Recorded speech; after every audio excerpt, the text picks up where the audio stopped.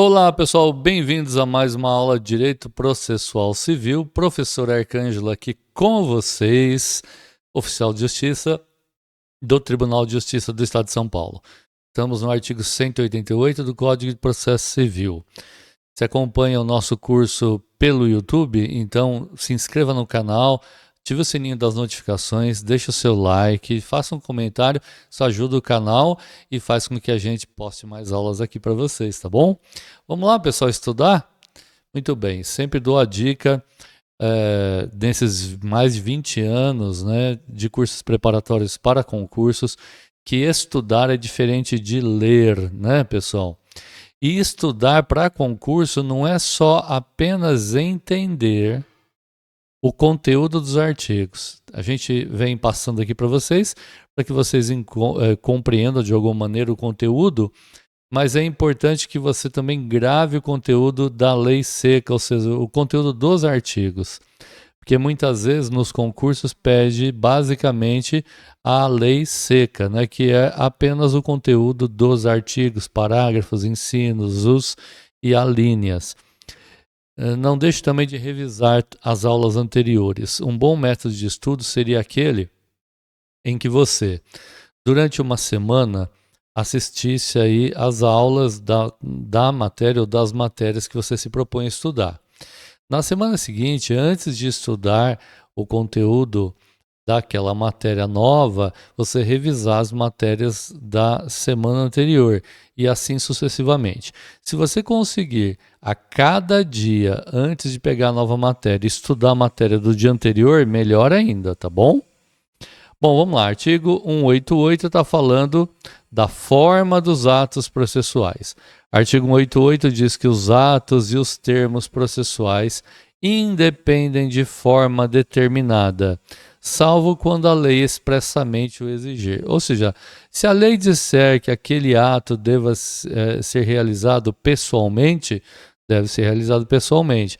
Se deve ser realizado por escrito, uma petição deve ser eletrônica, então deverá ser eletrônica. Certo? Se houver expresso na lei a forma como ela deverá ser realizada, então deve realizar daquela forma. Agora, de qualquer forma, consideram-se válidos aqueles atos que, se realizarem de uma outra maneira, preencham a finalidade essencial, né? Muito bem, aqui, pessoal, o que está sendo dito é que a formalidade, se ela for expressa e exigida na lei, ela deve ser atendida, tá? Agora, de qualquer forma, os atos não têm uma forma determinada e vão ser considerados válidos se preencherem a finalidade. Mas veja, atentem-se essa questão de salvo a lei expressamente o exigir, tá bom? Atos processuais são públicos. Só para lembrar, né? Atos processuais, a gente está falando de audiência, inquirição de testemunhas, a intimação, a citação, entrega de bens, entrega de coisas e por aí vai, qualquer ato judicial, né? Artigo 189. Atos processuais são públicos. Então, se for uma audiência, portas abertas ou pelo menos destrancadas. Todavia, tramitam em segredo de justiça os processos. Veja, os atos em geral são públicos, mas há processos que tramitam em segredo de justiça. E aí, nesse caso, há uma limitação do acesso a esses atos. Quais são os atos que tramitam em segredo de justiça? Os que exija o poder público, ou interesse público ou social. Ou seja, se o interesse público é de que aqueles processos tramitem em segredo de justiça, o juiz vai decretar o segredo de justiça. 2. Que versem, né, ou seja, que diga respeito sobre casamento, separação de corpos, né, quando o marido e a mulher se separam fisicamente, divórcio, separação, união estável. Pode falar separação, hoje em dia é o divórcio, né? União estável, filiação, alimentos, né, que é a famosa pensão, guarda de crianças e adolescentes. Esses de ofício, o juiz manda que se processem de como segredo de justiça. São as chamadas ações de Estado, né? Várias dessas aqui são ações de Estado, de respeito ao Estado Civil, etc. 3. Quais outros? Em que constem dados protegidos pelo direito constitucional à intimidade. Muitas vezes tem lá conta corrente, informação sobre declaração de imposto de renda, isso é segredo, tá? 4. Que diga respeito, ou seja, que verse sobre arbitragem, inclusive sobre cumprimento de carta arbitral, desde que a confidencialidade estipulada na arbitragem seja comprovada perante o juízo. Veja, lá no juízo arbitral, né, a gente já falou sobre juízo arbitral em aulas anteriores, ok? Lá na arbitragem ficou consensada o segredo de justiça. No momento em que a carta arbitral, que é aquela que eu vou apresentar no judiciário para fazer valer aquela arbitragem, porque uma das partes não está cumprindo, se lá na arbitragem ficou estipulado o segredo de justiça, comprova-se através da carta de arbitral esse segredo de justiça e também o juiz vai decretar esse segredo nesses casos. O parágrafo 1º diz o seguinte: o direito de consultar os autos do processo, ou seja, o processo em si, que tramita em segredo de justiça, e também de pedir certidões de seus atos, é restrito às partes e a seus procuradores. Procuradores são, em geral, os advogados, né? Ok? Então, as partes e seus procuradores, advogados, o gerente que tiver uma procuração, quem represente a parte se ela for pessoa jurídica e assim vai. Parágrafo 2º. O terceiro, né, uma terceira pessoa que não seja parte, que demonstrar interesse jurídico, pode requerer ao juiz certidão do dispositivo da sentença. Quem já viu uma sentença sabe que ela é composta de partes, né, onde o juiz apresenta o caso que lhe foi apresentado, quais são as provas que foram produzidas, o testemunho desse e daquela, o juiz comenta tudo isso. Ao final, o juiz diz, então, condeno fulano de tal a isso, isso e aquilo. Nesse momento, quando o juiz diz isso, e ele dosa a pena especificamente, por exemplo, então, esse é o dispositivo da sentença. Tá bom? Olha só. O terceiro que demonstrar é interesse jurídico, tá? Não é interesse qualquer, é jurídico.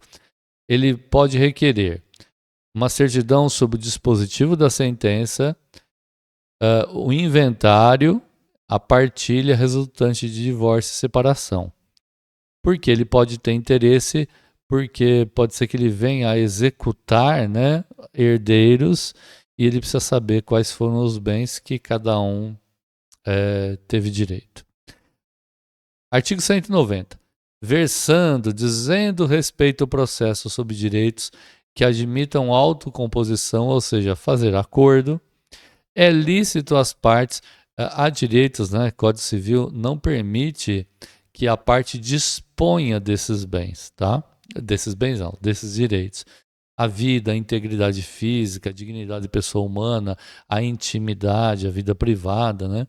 Então, versando o processo sobre esses direitos, mas dos que admitem, né, cessão de direito, autocomposição, acordo, é lícito às partes plenamente capazes, ou seja, as partes plenamente capazes, não é o relativamente incapaz ou incapaz.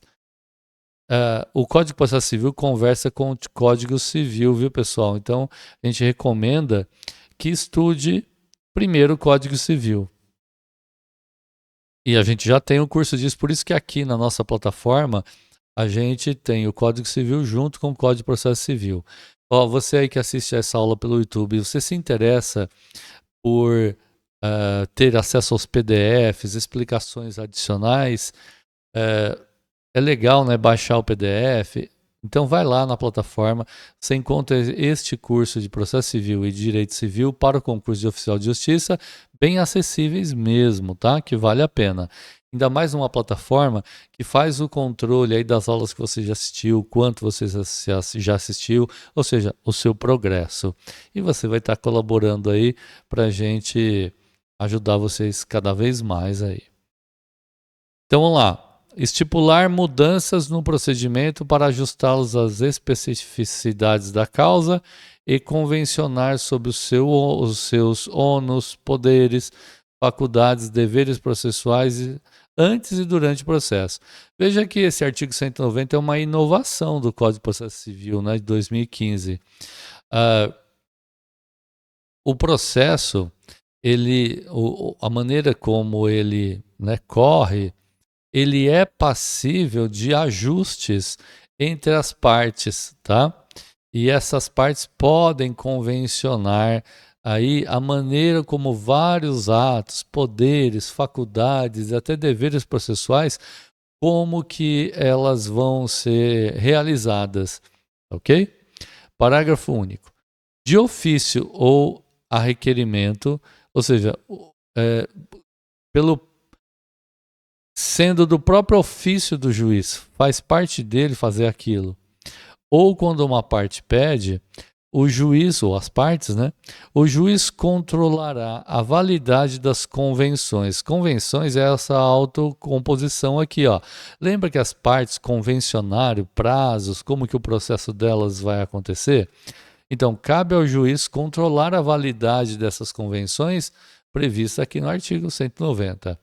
Recusando-lhes a aplicação somente nos casos de nulidade ou de inserção abusiva, né? Cabe ao juiz controlar tudo isso, em contrato de adesão ou em que alguma parte se encontre e manifesta situação de vulnerabilidade. Ou seja, o juiz é um fiscal do processo, mesmo quando estejam convencionadas determinadas formalidades entre as partes, sempre preservando que não haja abuso nem nulidade e que não haja um desequilíbrio entre as partes, tá?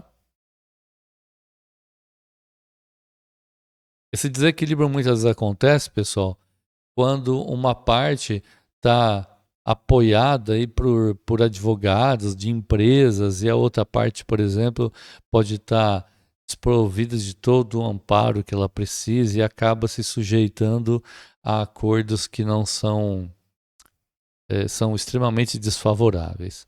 Artigo 191.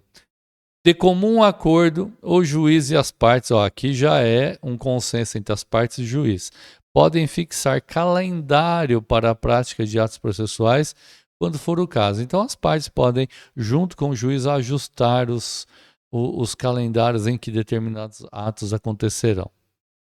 Parágrafo 1º do 191. O calendário vincula as partes e o juiz, ou seja, obriga que eles estejam presentes nesses atos ou que realizem aqueles atos no prazo consensado. Então, os atos e os prazos, né?